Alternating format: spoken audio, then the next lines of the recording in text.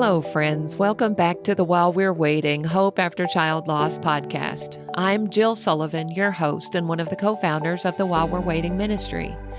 This is a podcast of stories of devastating loss and grief and heartbreak and struggle, and stories of hope and healing and faith and, yes, even joy. Underlying every conversation is the hope we have in Jesus Christ, which makes it possible to not just survive the loss of a child, but to live well while we're waiting to see them again in heaven one day. You can learn more about our ministry and the free bereaved parent retreats we host by visiting our website at www.whilewe'rewaiting.org. Welcome to episode number 197. Before we get to today's guest, I want to put in a plug for an upcoming conference for bereaved parents in Lynchburg, Virginia. The Our Hearts Are Home conference is scheduled for April 12 and 13 and includes an amazing panel of speakers, several of whom have been guests on this podcast. Gary and Laura House, Melanie D. Simone, Carol Brown, Hal and Elizabeth Barge, Lisa Thacker and her husband Kirk, along with a number of other amazing speakers. You can participate either in person or online, and registration information is available at ourheartsareHome.org/conference, and I will put that link in the show notes. The cost is very affordable, and there are even scholarships available if you're in need of that. I highly recommend you take advantage of this opportunity. Today, I have the pleasure of introducing you to my friend, Michelle Ferris, who I first met at a While We're Waiting weekend we hosted in Barry, Illinois. Michelle is a single mom who tragically lost her only child, her son Corban, on the 4th of July in 2020. Today, she shares Corban's story with me, and we have a very open and honest discussion about her experiences as a single parent whose only child is in heaven. I know I have learned a lot from her, and I believe you will too. Hi, Michelle. Thank you so much for joining me on the podcast today. Hi, Jill. Thanks for having me. I really appreciate it. Yeah, I have been looking forward to having this conversation with you. So let's get started by giving you the opportunity to tell the listeners just a little bit about yourself. Tell us where you're from and what life is like for you there. Sure. I live just outside of Lansing, Michigan. I grew up in northern Minnesota and moved to Michigan just before I started high school. So I've been in Michigan ever since. I work for the state of Michigan as a disability examiner, reviewing medical claims. Been there about 22 years now. And before that, I worked with children in foster care. So I'm single. I've been divorced almost all of my son's life. And, it's hard to think about the things that I enjoy doing with Corban gone, but I do enjoy listening to music and spending time with my dog and taking him on walks, just spending time in nature, going up north in northern Michigan and just really enjoying God's beauty up there. So, and just connecting with other bereaved moms, the last 3.5 years. So. Yeah, we had the opportunity a few years ago to go to northern Michigan for a wedding in my family, and we got to explore a little bit, went to Mackinac Island and all that. I had no idea northern Michigan was so beautiful. Yes, yeah, it is really beautiful. I mean, summertime, there's just a lot of people. Yeah, you don't realize, you don't have to go very far if you live here, but it's a nice place to visit. Yeah, we'd like to go back one day. So I know you're the mom of Corban. Help us get to know Corban a little bit. Yeah, well, Corban, he is my only child, and he was born in 2001. And I've always said, and I still say, that he was my sunshine. Me and his dad ended up divorcing, within his first year of life. So it was mainly just me and Corban his whole life. And Corban, even though his dad was involved in his life, Corban was the kind of person who would like to make people laugh. And he loved to joke around, and yet he had a kind of quiet, shy side to him as well, growing up. But I enjoyed seeing him as he got older, kind of coming out of his shell a little more and becoming more confident, I think. He played soccer when he was younger and tried a few other things, but, wasn't super into athletics when he went to a Lutheran school growing up, up through 8th grade. And then he went to a public high school He was involved in band, which was a great, awesome community for him to be involved in, especially going into a big high school that he didn't really know a lot of people. That was a nice opportunity, that summer before when they had band camp for him to get to meet people and become friends. And so he ended up being on the drum line in the marching band, which he loved, and I, as his mom, loved watching. Oh, yeah. So. Yes, that's the best part of a marching band, I think. Right? Yeah, who doesn't love a marching band anyways? But yeah, the drum line is exciting. So yeah. Let's see. He was also involved in robotics a couple years in high school, and he really enjoyed that. And he was just a really kind, good character type of kid. He just liked to do things for others, but wouldn't really brag about it, and just, help out people when he can, and just had a strong faith, which I think his faith has helped me as well. Sure. And he loved tradition. Every summer we'd go on a trip with some other families, and, Christmas traditions and things like that. He just, I realized as he was growing up, when he would mention something, I'm like, oh, wow, that tradition really is important to you. So, yeah, which I think, most people probably enjoy traditions, and he enjoyed listening to music also and playing music a lot. And we went to a lot of Christian concerts together. And yeah, I know that the two of you went to a lot of Toby Mac concerts together, right? We did. Yeah. Toby Mac holds a special place for me, and, the memories that I have with Corban. And yeah. Mm-hmm. Yeah. We're big Toby Mac fans in our house too. So I've always enjoyed seeing your posts about Toby. Yeah. Now, Corban is an unusual name. Is there a story behind his name? Yeah. So before Corban was born, me and his dad had seen this word in the Bible. And so it comes from the Bible, Corban. And most people are like, I don't remember that name in the Bible, but it's an actual, just a name it's not a name of a person. And it comes from Mark 7:11, and it means a gift devoted to God. And one explanation that I found says the word described something to be offered to God or given to the sacred treasury in the temple. So if something was Corban, it was dedicated and set apart for God's use. So yeah, I love that. Yeah, thank you. Yeah. I just thought it was really special. Yeah. Oh, I do too.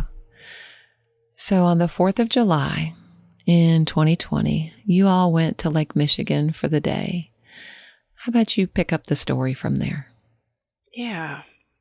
We had gone up north to my brother's cottage up in northern Michigan, which is about 3 hours from where we live. And we were just looking forward to a long weekend away, especially since it was COVID and early on kind of in COVID, and we hadn't really gotten out much, so it was just a beautiful time of year to be up there. And the day before, we had gone kayaking down the river with my family and friends and had a really nice day. It was a Friday on July 3rd, and then July 4th, my brother wanted to show us a trail that him and his wife had made through the woods across the road from their cottage, which leads out to Sleeping Bear Dunes, National Lakeshore, Lake Michigan. Yeah. So we did. It was around noon. We got up and around and we were going to go over there for just a little bit and then come back to the cottage and hang out on the river, which their cottage is on the Platte River. So we got through the woods, and it was just kind of exhausting because it was hilly and it was really hot that day. But once we came out of the clearing and you see the beautiful Lake Michigan and the dunes, it was worth it. Then we made our way down to the sandy dune part, and we were hot and tired, so we waded in the water. And my brother said, "Oh, there's a sandbar out there," and he asked if any of us wanted to go, and we said no, and Corban said no, and there was a deep area before the sandbar. So my brother went out there, and he showed us how deep that area was, and then he came back, and then my sister-in-law and my brother went down the beach, just took a walk down the beach looking for rocks. Mm-hmm. Meanwhile, we're standing there, and a few minutes later, I'm standing with my friend, and Corban says, "Does anybody want to go out in the water to the sandbar?" And we're like, "No." I thought it was odd because my brother had just asked and he said no. But so next thing we know, Corban's on his way out there by himself, which I also thought was a little strange because Corban wasn't a great swimmer, And I hesitated for a minute, like, wait, do I stop him? And I didn't. I let him go, and he was 19, and so he made his way out there to the sandbar. Mm-hmm. And then on the way back, like, he waved to us when he was out there, and then on the way back, he started to motion to us again, and we thought he was just like waving, saying, "Hey," and we realized that wasn't quite what he was doing. And we asked him if he was like, "Are you okay?" And he shook his head no. And so then we yelled for my brother down the beach, like trying to motion for him and yell for him to come back, because the few of us that were standing there weren't able to get out to Corban. So my brother came running and got into the water and made it to Corban.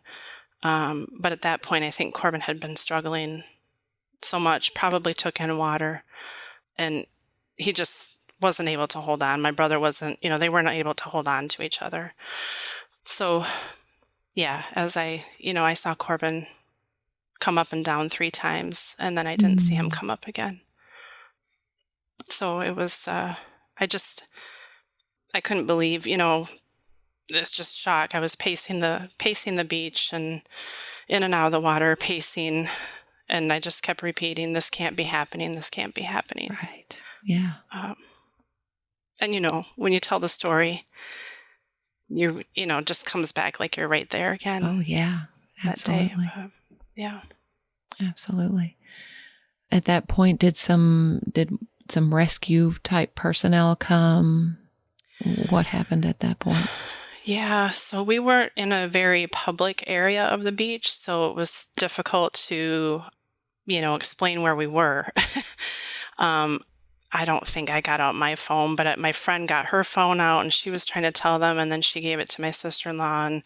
And so, yes, rescue, park personnel, they ended up coming, and then they ended up kind of escorting me away. And I actually went to back to the cottage and my brother was still there, and I'm not sure who else stayed there. I think one of my nephews.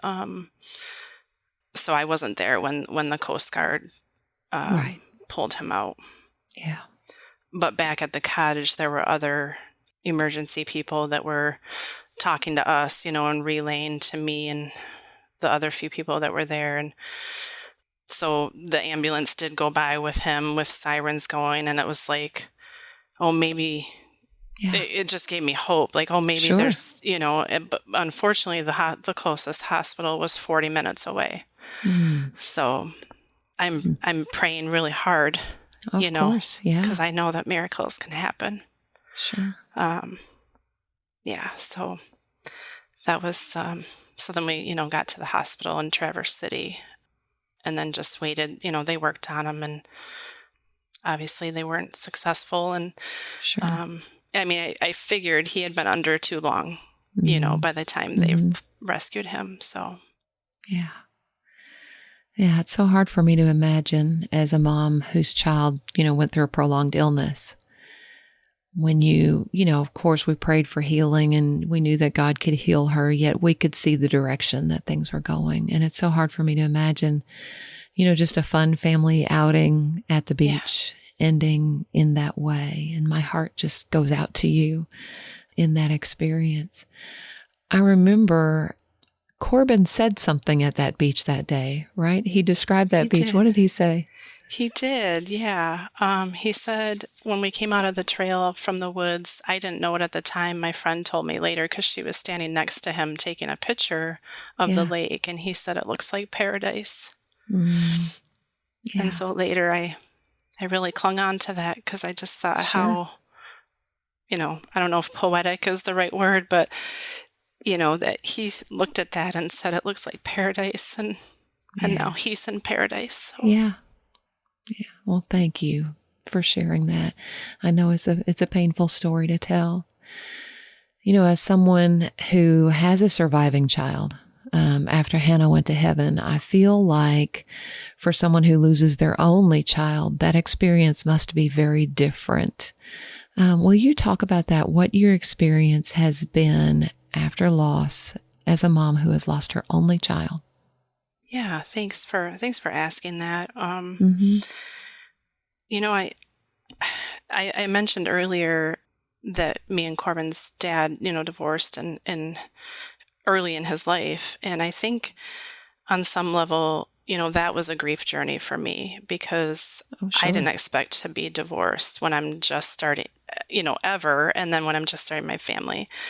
And so my world was really turned upside down at that time. And I didn't know where my life was going to take me, but I had this new life, Corban, that was the sunshine I needed. And he was my everything at that, I was just so focused on him. Mm-hmm. And a lot of, over the years, the difficulties of having that split family and, just the grief of having your marriage fail and not being the complete family unit that you wanted and thought you were going to have. I often thought of it was like me and Corban against the world. Like he was my buddy and I was just, that's just one thing I think about. But it was difficult to share him over the years with the split family. And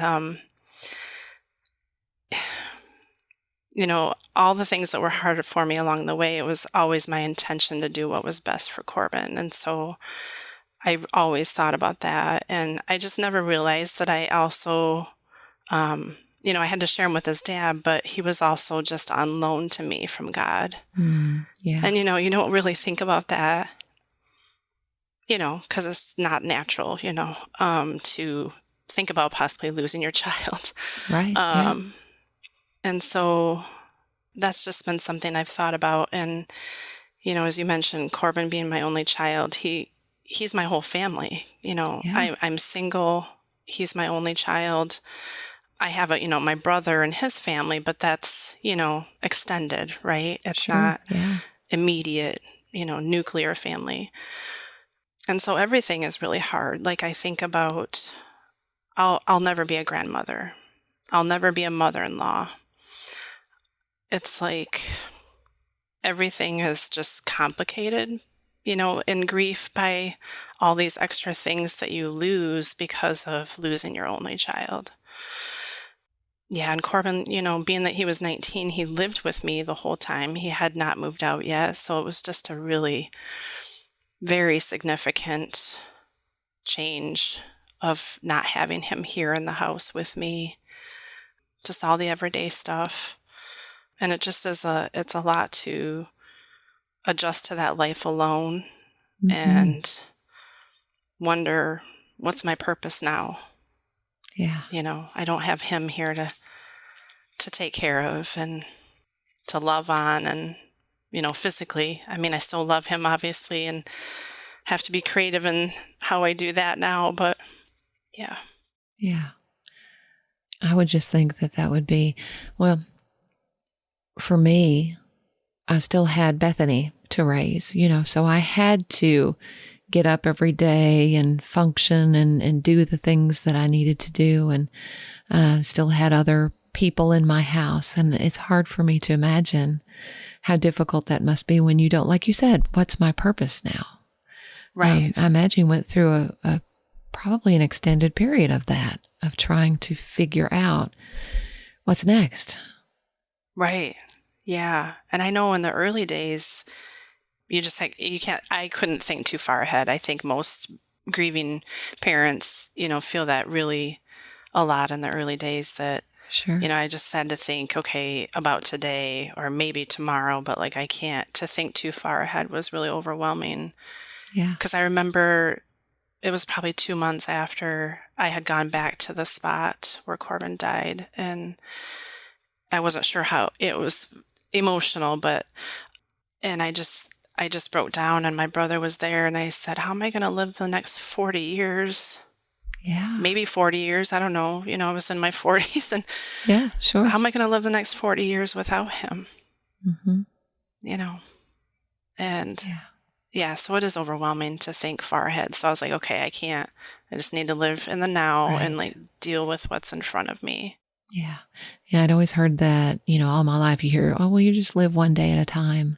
And Mm-hmm. I do think, it's easy to kind of dismiss until you've lost a child. And then it truly is one day at a time, sometimes 1 hour at a time, especially in the early Absolutely. days. Yeah. Yeah. And, I can imagine more so for someone who loses their own only child and then is also single, to where when you come home to that empty house every day, Oh, that had to be, I would imagine that was probably one of the hardest things, was just being in an empty house. yes. Yes. And Hmm. most of the time I can't have it be quiet. Right. Yeah. I either have to have music on, or the TV on, or Sure. it's, yeah, because I miss that. Corbin was big into playing his video games and stuff, and he'd be in what I called our computer room, and I could hear his games and hear him listening to music, and just all those things that you miss. Oh, sure. Yeah, And absolutely. cooking for him, even. Yes. Yes. Yeah. Yeah. We're going to be talking about some of your social media posts in a minute. And I saw one the other day where you just posted something that you had cooked yourself for dinner. And it was, just cooking for one. And I just thought, oh, I didn't even think about that as a mom who, still has a living child and still had a living child at home when Hannah went to heaven, and a husband that, it was just, I just think there are so many things about a parent who loses their only child that we're not aware of. And so I appreciate the honesty with which you share those things, Oh, because I thank think you. it's eye opening for so many of us, and gives us more of a compassion for those that have that kind of experience. Yeah, thank you. I appreciate. Early on in my grief, I did think, okay, how am I going to find somebody who has lost their only child and who is single? I felt like I Hmm. needed to find those people that Yeah, had my exact circumstances, which it is nice to find other moms who have lost an only child, but I know now, going through the journey that I have, that I don't only need to connect with those right. people. Hmm. Yeah. Yeah. Yeah. We can still relate about so many other things Right. after Yeah. we've lost a child. That's true. And it was not long after Corban passed away that your mom also passed away. I know that was another profound loss for you. If you don't mind, share a little bit about that with us. Yeah. Yeah. 2020 was not my year. No. um, Mm-mm. my mom had dementia, and it progressed pretty quickly, got worse, about a year before Corbin died. And long story short, about 3 weeks before the COVID shutdown, my brother and I were able to get her into an assisted living facility. And I was just so glad and just felt so at peace, okay, she can be taken care of and safe. And but then we had the COVID shutdown, so we were not able to visit her, which I think made things really difficult for her. And she was very confused, and all I could do was talk to her on the phone and try to explain things. So yeah, so a few months, she was placed there in February, and then when Corbin died, we didn't even tell her, because she was just so confused anyways. I don't think she would have understood, and we couldn't see her in person. So, and yeah, after Corbin died, she just ended up kind of declining more, not eating, and wasn't getting out of bed. And so they took her into the hospital, and she was in the hospital for a few days and just wasn't doing well. I did go up and see her, even though she wasn't aware or awake.